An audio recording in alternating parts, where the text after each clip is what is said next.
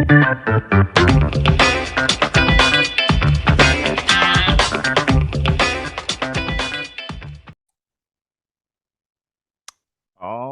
right. Welcome back to another episode of the Real Estate Investing Club. It feels like I haven't done a recording in months because I actually just got back from a due diligence trip down in Texas, and it was 105 degrees down there, absolutely sweltering. So you Texans, I have a lot more respect for you now. It's I just can't do it. Living up in Seattle, 70 degrees, that's about as high as we get here, and that's as much as my skin can take. So props to you guys. But enough of that. Today we have a great interview with Scott Jelinek from lost the place, slowflip.com. Scott is a master at the flip, and we're here to talk about that. So Scott, thank you very much for hopping on the show. Thanks for having me. We're doing coast to coast today, Virginia to Seattle. There you go. There you go. I love it. Scott, before we jumped on the recording here, I told you that we'd like to start with stories. So why don't you take us back to the beginning of your story? How'd you get started in real estate? So I'm going to have to shorten it for you because you said you like to make this quick. And I started all the way back in 1994. So that's a long Oh, wow. story. But my first house I bought was what I don't know if you were investing back then, but it was called non-qualifying assumptions. They did away with them in 1987 for FHA and 89 for VA. But it was almost like a sub two, but with the bank's blessing. All mortgages back then were assumable, no credit check, no job, no Oh, anything. okay. And Yeah. and the mortgage company put the mortgage in your name. And so I bought my first one, $5,000 down, take over payments. And I was a landscaper at the time. And then shortly after I bought it, one on the block came for sale for $2,000 down. And again, without knowing anything about real estate or values or equity or anything, I just felt like I got ripped off. So my genius brain said, well, why don't I buy that one also, right? And cost average. And that was my first time I even thought about real estate, because every month the tenant would pay me and I would pay the mortgage, and they would pay me and I would pay the mortgage. And it became an obsession in my head to buy. I just became obsessed with, let me buy, I used to say $1 million worth of these, and then I can just wait out time, wait out 30 years and I'll be a millionaire. And that was my plan way back then. And that's the short version of how I got started. And I've been buying ever since then. Nice, man. I love it. 2000 down. I wish, if I could buy a house for 2000, that would be fantastic. Yeah. And you said that was the early 90s? 1994 is when I bought my first couple. 1994. All right. So you've got some experience under your belt. Since that point, I mean, tell us a little bit more about your strategy today. I know you have a lot of experience, not only in real estate, you're also you're an entrepreneur. And so you got a lot to talk about. Over 800 deals done. Yeah. What was the kind of evolution of your strategy, of your approach to real estate since those first two acquisitions? Well, I'm going to give you a painful story, but so I became obsessed with buying, and in 2001 was the first time we started having appreciation from the time I was in business, right? And so I started getting Oh, involved with whoa. Wait, pause there. So you didn't have appreciation from 1994 to 2001?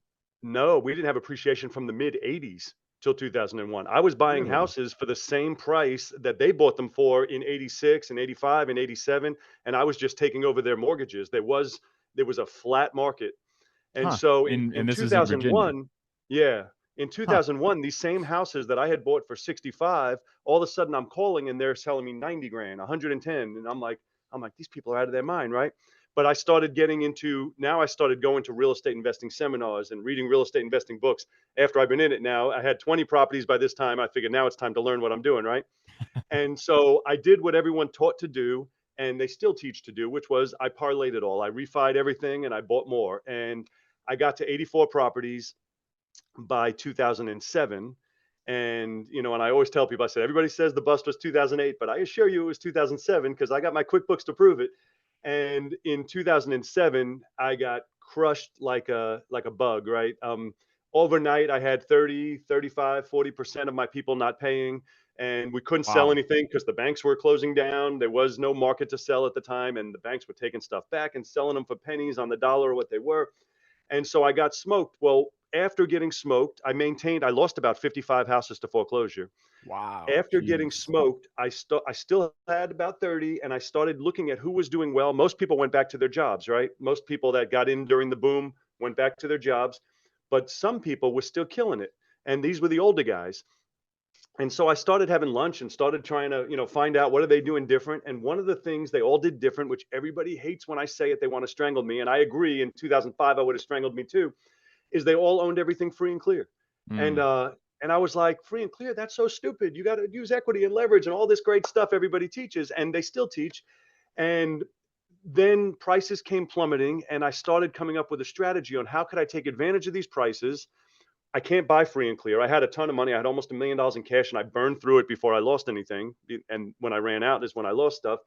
But prices were so good now that I came up with this strategy of I'm buying with private money as short term as I can. So I buy on a 5-year mortgage, but instead of dealing with the landlord headaches that I used to deal with, I sell them instantly on 30-year mortgages. But I buy them wholesale. I sell them what we call super retail. And then I buy on short term mortgages and I sell on long term mortgages. And that's the short version of how the slow flip came to be. We crush it because we buy houses. When I say these numbers, especially being in Seattle, you'll be like, oh, there's no houses for that price. We'll buy houses for 30 grand, and we'll buy Wait, them on a 30 5-year grand in mortgage today's market? today. Right now, we still do it. Bought 6 already this month. Yeah. Which and are you're talking about Virginia? Well, we still buy in Virginia. In Virginia, when I get deals, they're averaging 50 to 60, but I still buy, we buy Midwest houses. We buy a lot out there. Okay, okay, So yeah. I currently own 178 houses. About 60 of them are Midwest. And that's because Okay. we started moving out there because they're readily available and the numbers work where we can buy them at 30, and even on a 5-year mortgage, even paying 12% interest, our payment is 667.33, but we instantly get 875 a month. Only we get it for 30 years. So our mortgage is for 5 years and we sell it for 30 years. And I mean, it's just amazing. The cash flow on them is absolutely amazing. Yeah. No, this is an interesting strategy. And it's something I haven't heard yet. There's nothing new specifically about the individual mechanisms that you're talking about, but the as a whole, I haven't really heard this as a strategy that people have been executing. So I'm interested. I'm already intrigued. I love it. Let's dive a little bit deeper. So you're looking at single family houses. This is not commercial. You're not looking multifamily. You're not Correct. looking self storage. Single family houses. And are you marketing to free? They're only free and clear properties. We buy them. We don't have them financed, so they don't have to be free and clear as long as the numbers work because we're buying them with private money. So we buy Gotcha. them with private money on a 5-year mortgage. So a private Gotcha. lender will loan us the full purchase amount, and most of my students, they do At the same thing 12% interest or at whatever. 12% interest. So everybody's Yeah. like, "That's so high interest," and I'm like, "Trust me, the numbers work. We're not paying it. Our buyer pays it, and then And we immediately turn around and sell it. We and real generally buy quick, them so at 30. Go the ahead. 5-year mortgage, that's a 5-year balloon. No, And no, what's amortized, amortized, amortized on 5 years amortized. at 12%? 30,000 at 12% for 5 years amortized comes to Oh, it looks like the internet connection's going out just a little bit. If you guys can still hear me, I'm gonna keep talking until Scott comes back. There he is. He's back. Scott, are you? Can you hear us? Scott, are you there? Looks like we may have. I'm gonna pause the recording real quick, and we'll be back in 2 seconds. All right, we're back. Live episode like this, sometimes you just got to deal with technical issues, but we have dealt with it. We each checked our house to make sure nobody was watching videos, so we're not going to have issues here. So, Scott, let's dive right back into it. We were just talking about your strategy, the and the 5-year mortgage. amortization. That's what you get from Right. the private lenders, and it's not amortized on a 30-year. It's amortized on a 5-year, 5 usually at years and 12%. no balloon. So we make No 60 balloon. payments, and the 61st month, we have no payment left. It's free and clear at this point, and now the money that we're collecting is 100% ours. So the Awesome. first 5 years, we don't really make much money. We collect 875, we pay out 667, taxes and insurance. We really don't make anything. And that's why people hate it. But I'm like, there's a saying I always tell people. I said, I've heard it. I didn't make it up, but they say if you do what's easy, life will be hard, and if you do what's hard, life will be easy. And this is hard because the first 5 years you're not making money, but then once you get that 61st month, life is easy. It makes a lot of sense to me. And so you buy them. Let's just use a specific example. Let's say you're looking in just Detroit, Michigan. You find a house for 30,000. You buy it with this short-term money, and when you sell it, you're selling it obviously for more than 30,000, correct? Typically 89,000 is our average sales price. So what's your average buy price? The average buy price is about 30 grand. Now we Oh, get them sometimes 15, 18 grand, 20 grand, but the average is 30. interesting. Okay, so you are, I mean, you're looking at, pennies on the dollar here, 30 about, you know, double is or more than actually triple is what you're selling it for. And so you buy it Correct. at 30,000 and then you sell it at 89. 90,000 Yep. with a 30-year seller finance note. Correct. Now Interesting. I'm going to answer a question you didn't ask. Why would someone pay 89,000 if it's available for 30, right? I Because know the answer to that yeah, actually. because we sell the financing and the house comes with it. That's exactly it. Yeah. We sell the financing. Yep. So I'm assuming you're selling this property to people who are generally have a difficult time getting a note from or a mortgage from a bank, or are you just marketing this to pretty much So anybody who? sometimes people that have a difficult time, sometimes they're because they're self-employed and they don't have the proper tax Mm-hmm. records or they get paid in cash or whatever it may be. And then a bulk of our properties, which is, 2005, Scott, that's me, I always reference. We sell to a lot of investors who buy because they can get it for 3 grand down and they can make a $200 a month spread. And so they do what I used to do. They just want to acquire properties and make that landlording cash flow, which I'm fine with because I don't want to be a landlord. I operate just like the bank. We Right. we just process payments. We don't fix toilets or leaks. We just process payments every month. Nice. I love it. So I mean, there's a lot of contingencies in this strategy that I can see, especially you got to make sure that you're buying it at a price or you have to be really confident in your sales price at the end. So Correct. how do you gain that confidence when you're looking at a property for 30,000? How do you know that you're going to be able to sell it for 90 without doing the rehab? I'm assuming in this strategy you're not actually going out there flipping the property. Never even see Um, the properties. yeah. So we never even see them. So I'll tell you exactly how we do it. So when we're in a virtual market, what we do is we run, and I'm sure you know what this is. We run a ghost ad. If we pick a neighborhood in a market we've never been to, we'll run an ad with a similar house, similar picture, similar structure, financing 3 grand, 875, similar everything, just to gauge the response. Mm, And some markets we'll go into, there'll be 3 or 4 responses in a day, and we won't mess with those. Most areas we go to, we'll have 70, 80, 90 responses in a day. And now we know we only need one buyer. And so once we have a response like that, we know that it's good to go. We can buy a house there and it will be filled instantly. interesting. I love it. I like this strategy just because of what you just mentioned that you are not the landlord. Correct. We own mobile home parks and we own multifamily and, all these situations where you have to deal with being a landlord, or at least deal with the property management company, which is in and of itself is another job. Yeah. I know it's not Yep. super intensive and it's definitely worth the money that you're getting, but it's still something that you have to do. In your strategy, that's completely eliminated. So you are just dealing with. I'm sure you're giving this to a note servicing company, correct? So you're not I even am not. Now, some of my okay. students in my group, do use a note servicing company, but this is my life, and so I'm like, I've done the math on it, and I travel a lot, but I'm like, it's literally like the first week of the year, of first week of the month is when I'm processing everything, and so we've done it, we've handled it ourselves so far. Now I have 4 years left. My son's 14, and I already bought a house in the Bahamas that I plan on going to when he leaves for college. So by that time, I may end up using a servicing company, but for the next 4 years, while I'm still here, we do it ourselves. I have Cool, zero man. employees. It's really easy because we're not landlords. We're not managing. We're just processing payments. Yeah. Okay, so let's talk about when the buyer defaults. There's always issues that you run into Yep. regardless of what strategy you're talking about, there's always going to be downsides to it. So another one that pops out to me here is if your buyer defaults and you're still on the hook for this 12% interest loan that's amortized over 5 years. I'm sure it's Great. happened to you. Tell us, Yep. what do you do Great when you run into question. that And I'm going to situation? tell you exactly what I tell the people in my program and what I tell my coaching students to do because this is the way to make it stress free. So when we fill them, you generally get 3 to 5 grand down. Like in my market, we might Mm-hmm. get 10 or 15, but let's go with the 3 to 5 in the And Midwest just market. real quick, 3 to 5 down. You're talking about a $90,000 purchase price. So that Yeah, we'll get three is to five thousand down from our buyer.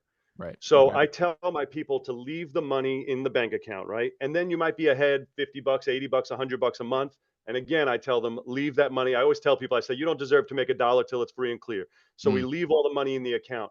So let's assume 3 months, 6 months, 2 years in, the buyer defaults. And now you have to go to court. You have to hire a lawyer. It's going to cost you $500. It's going to take you 6 weeks. In some cities, like in Illinois cities, it could take you 3 months. So now you still have a payment to your lender, 667 a month. And then say it takes 3 months, then you still have the time to fill it again. And that's why I tell them to leave that 5 grand in the account. And now you don't have that burden of, I got to come up with money to pay for this house. Yeah. So it always is, as long as you leave the money, there's always enough there to warrant the time that it's going to take to get a new buyer in there. Yeah. Yep. That's pretty smart.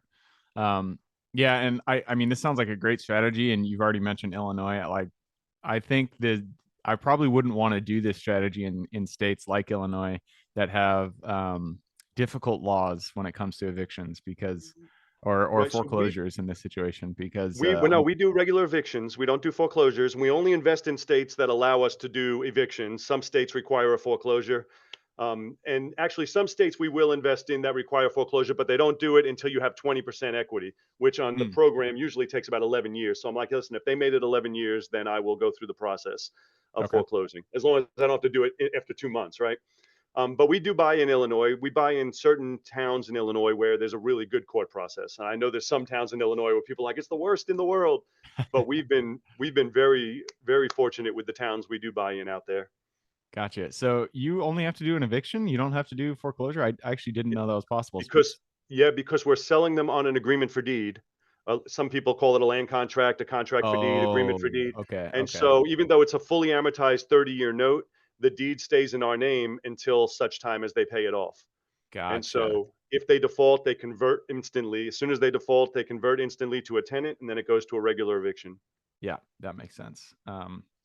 Cool. What interest rate are you giving them on the buyer on the end? Ironically, it comes out usually to like 11.71, and it's a less than we're paying, which everybody's like, well, how could you charge less interest than you're paying? I'm like, well, we're paying 30,000. We're paying interest at 30,000 on a 5 year. They're paying interest on 90,000 on a 30 year.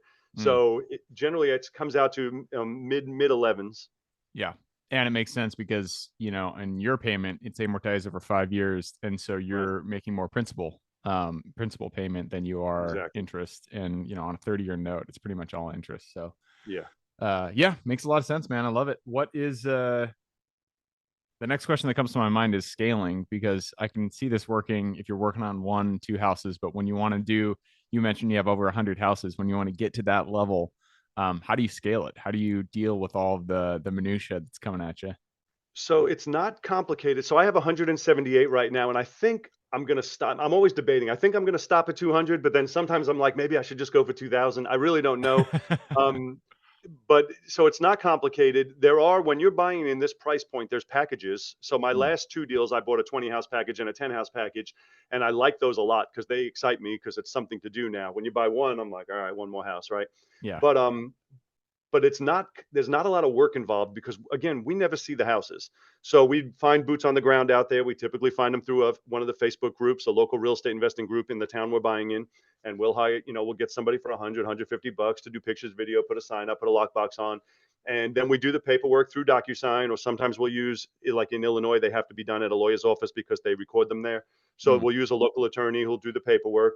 So it's not like it's us doing much of anything. Like I said, I'm staying home today, and all the work I'm doing is on the phone. And it's there's not a lot of, I'm not physically out there looking at any house. I'm not physically fixing anything, talking to anybody. It's all over the phone and the computer. We don't actually go to the houses. cool. Yeah, makes sense. And when it comes to finding these properties, are you guys? I mean, I'm sure you're not looking on market. Is it mostly off market, direct mail, texting, that kind of stuff? Yeah, so two different ways. So in markets like my market, I'm in Hampton Roads in Virginia. It's really hard to find them now. And I started buying them here, but now the market's gone up so much, it's hard to find them. So in my market, we still do find them, but I find them through marketing. I do direct mail, and I also do a lot of internet marketing. In the Midwest markets, they are readily available. I mean, you can find them on Zillow, and you can find them in Facebook Marketplace, you can find them listed on the MLS. In the Midwest markets, they are available. They're readily out there. What specific markets in the Midwest are you, most excited about? We're St. Louis, Cahokia, Illinois, and Indiana. Indiana, Oh, the entire Indianapolis, or just no, Indiana? not, I don't have any in Indianapolis. I'm trying to think of the names of the towns. If you said it, I would know it. Yeah. But No, we're it's in all three. good. Yeah. What's that? Yeah. Yeah, I So can't just think of it off you're the top just of my head. saying Indiana generally Yeah, is, it's a they're state they're that you very like investor investing. friendly, landlord friendly, and there's ton that work for the price points. Hmm. Okay. It's crazy because I have people tell me sometimes they're like, "You're making it up. Houses don't exist for that price." And I'm like, "Just pick a state or do the whole country and just do Zillow under 50,000, right? And you'll see what pops up. And then you'll look at the Zestimate or the rent Zestimate, and it'll be like, well, it's listed for 22 grand, but yet it says it brings in $900 or $1,100 a month in rent. I'm like, how is that possible? And and then we test it. We test it with ghost ads, and then I'm like, all right, if the ghost ad works out, then rock and roll. Oh And man. I've been doing its program since 2011. So sometimes people are like, "Oh, that's untested." I'm like, "No, it's been pretty well tested. We've been doing it for a while." So it has to. It sounds like in this situation, it also has to work under. It only works under 50,000. It's not going to work when you get into the coastal markets, or Correct. anything So where 100,000 plus. right. So I do have some. I have my highest price one is 875,000. They do have ones that work with the higher dollar amount. The challenge is there's two sides to a slow flip: the buy side and the sell side. Right. The buy side is where we try and pay them off in 5 years. The sell side is the selling on 30-year financing. So on the higher dollar houses, the slow flip still works, but only on the sell side. You can't. The numbers don't work to pay them off in 5 years. So Mm, I do have some high dollar ones. I have a lot of high dollar ones. Some range 550, some 275. My highest dollar one is 875, and I love them. But and we make good money with them, but they're not going to be paid off in 5 years. Those ones we'll do sub twos and sell them on a slow flip. So there's multiple different ways to do it. But my ultimate plan is the free and clear model, which takes the 5 years. yeah. Yeah, I always love hearing about new strategies, especially when it comes to single family, because that's the most accessible asset that anybody can buy out there. Especially if you're getting started, just going out there buying a single family, and it sounds like this is a great strategy to get started on because then you don't have to deal with the management. So Right. I love it. I loved everything you said. I took a peek at the clock. It looks like we have run it down, so it's time to jump into the quick question round. Are you ready? I'll go for it. All right. Starts with books or any form of education. Give me two recommendations, one for general life wisdom and then one for real estate specific. So, one of my books that's one of my favorites, which everybody probably read by now, is The 4 Hour Work Week. I, Mm, I always really enjoyed that because that really started getting my mind more into I don't want to work all the time. I just want to have stuff to produce freedom for me, which is yep. the whole focus that I train on is always freedom first, freedom, freedom, freedom, not the most money possible. I'll tell you a book that most people don't know or read, and this is real estate related, but I really like it. Mind you, I know him, and you probably know him too. But is Life and Air, Sean McCluskey's book. Have you read that? I haven't Um, read it. No. Actually, I wasn't expecting to enjoy it as much as I did, but I thought it was really, really well written and really good. And again, it's one of those that makes you think about why are we doing what we do, and it's really for freedom, not for the money. And I think the more you put that in your head and you're clear on what you're doing, because if you want more money, you can always get more money, just work more, trade your life for money, right? And between those two books, I think they're really good at getting your mind right into what you actually want, which is freedom and living your Nice. lifestyle, right? Yeah, I even have 4 hour work week here on my desk. It was given to me a while ago, and I haven't gotten to reading it. I know exactly what it's going to say, and I have wanted to read it. I just haven't gotten around to. So maybe this will be I think my it's worthwhile. motivation to go out there and get it done. And what was the name of the second book again? Life and Air. It's like Millionaire, but with life. Life and Life Air. and Air. Okay, gotcha. Yeah. Right on. All right, next question is for your younger self. So let's go back to the Scott back in 1994 when he just bought that house for $5,000 down. Go back to him, look him in the eye, give him one piece of advice moving forward. Don't believe the hype about leverage and debt. Buy as much as you can and wait out time and pay them off. There you go. There you go. Yeah. All right, next question is about your business. The first three positions we hire form the foundation of our business. So, what were they for you, and would you do it differently if you did it again today? So I used to run a scaled business where I had a lot of employees. I ended all of that in 2013. Ever since 2013, which hard to believe it's 10 years already, I'm sole. It's just me. I have nobody. I have no team. It is just me, and I like it that way. Now, it doesn't mean that everybody should do that. Some people are all about they're good at managing people and they're all about scale and want to build a business that runs on its own. But if that's not you, or if you're like I am, there is no I do less deals than I've ever done now, and I make more money than I ever made. So I'm always like, well, what are you in business for? Do you just want to have say, investors have this flaw in their personality where we always judge by how many deals did you do last year? How many deals did you do? Never how much money did you make, right? Because I know people that are like, I did 100 deals. Well, I'm losing money and I got to figure out how I'm going to pay my bills, but I did all these deals. And so I had that moment of clarity in 2013, and ever since then I've been by myself. and I love it that way, and I'll never go back. Yeah. Yeah. I'd rather make, $1 million on one deal than $1,000 on 10,000 deals. So, Yeah. um, it's all about just what is your goal? What are you actually looking for in life? Yep. Which brings us to the next question. Actually, this is not related to what we were talking about, but I'm still going to go into it. This is about your favorite way of finding good deals. What is it for you? So my favorite way, my best deals always come through networking. And Mm, that's always my best deals are always through networking. People that know me and know what I do. I'm always big on making sure everybody knows. However, my most consistent is going to be the internet. mm, I do pay per click. I do a lot of I have more reviews in my market than anybody else because I concentrate on getting reviews, and that helps. People don't give enough value to something that's free, which is Google reviews, and they don't put an effort to building it. And I have so many deals I get. And my biggest one I just closed recently, $250,000 assignment fee on it. She chose me, and I'm not even in her local market. I had to drive an hour and a half to get there. She chose me because she says, "Nope, I read your reviews and I want to deal with you." And I'm like, but I almost didn't want to because it wasn't in my market where I buy. But she was like adamant about, I want to deal with you. And I wow. think about how powerful it is for something that's free if you can just spend the time and energy on to concentrate on every day. We have to work on more reviews. Wow. Yeah, Google reviews, it's amazing. I bought a facility a while ago, a self-storage facility, and we it didn't have a website or anything. We put it up on Google, and like the instant we put it up, we bought this facility. There was a whole bunch of delinquent people. We had to kick them out because they hadn't been paying the seller that we bought it from. And one of those people, the instant that we put up the Google page, they gave us a 1-star review. We've been getting a ton of calls for people to come and rent out a self-storage unit, and then we noticeably saw the calls go down the instant that we got that 1-star review. The Google listing wasn't up for maybe like a week, but man, those Google reviews definitely help, which is why, if you doesn't matter what your business is, always reach out to your customers and ask for a review, because getting reviews higher really makes a difference. So I Yep. totally agree, and I'm glad you said that. All right, next question is about the US. We've already kind of mentioned this one, but I'm going to ask it anyways. Just give me the single metro, the single city you're most excited about investing in today. Well, most excited, I would say my market. I love the Hampton Roads market where we are, especially for wholesaling, for rehabbing. We still buy slow flips out here. We have a great market because we have tourism as well as the Navy presence. So we have a pretty stable market, and we're on the beach, so it doesn't hurt. But that is my favorite market. I buy in several markets, but this one is my favorite. Cool. All right, everybody is given a gift or a gift that we uniquely provide this world. So, what is your Superman strength?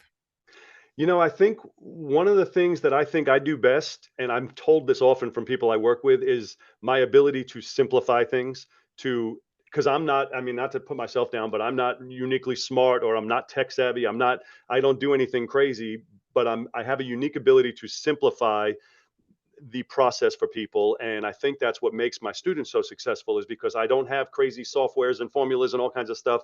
It's a matter of step by step, go out and do this. And I think I hear that most of the time from people, is that's why they were so successful, is because I made it so simple. And I made it simple not on purpose, but because I'm simple. And that's the way I do things. Yeah. I feel like you can also tell if somebody really knows what they're talking about based on how simple, how they can simplify the process. If they're talking about all these different things that they're doing, and they put in layer upon layer of information, then I just feel like they don't actually know what they're talking about. But if they just Right. really simplify the process and talk about step one, two, three, then obviously they know what they're talking about. So Yep. all right, that leads us to the very last question, and this is for the listeners. You've given us a lot to think about. I'm sure people want to reach out, get in contact with you. What is the best way for them to do that? Well, actually, I don't know if I told you before. I had written a book, just came out recently, called The Art of the Slow Flip, which literally goes through exactly what we do step by step from beginning to end. And I'm giving everybody that's your listeners a free copy of it, and they can get it just by going to slowflip.com. And it's just pay shipping and handling. I think it's $7.95. So they can go to slowflip, slowflip.com. And that book is the best way to see if it even resonates with you, because some people hate the idea of the slow flip. They're like, I love my house. I don't want them to buy it. Right. And then some people read it and they are just like, that is what I want for my life. And so I always think that's the best place to start, is just by reading the book. Cool. So that is slowflip.com. I will put that link in the show notes if you all want to reach out and get in contact with Scott, and then get that book, take advantage of this strategy. Go ahead and click a little more in the description. It'll pull down that full description. In there, you can find Scott's link. All right, man, that wraps it up. Thank you very much for hopping on the show. Perfect. Thank you for having me, and you have a fantastic day out in Seattle. You too. For Right, everybody who's here with us today, thank you guys for showing up. You are the reason we do this. So if you guys have any questions whatsoever, reach out to me, Gabe, with realestateInvestingClub.com. And if you guys want to support the show, all we ask is a like, subscribe, share, all that jazz. Other than that, I hope you guys have a great week. Keep rocking real estate, and I look forward to seeing you on the next episode.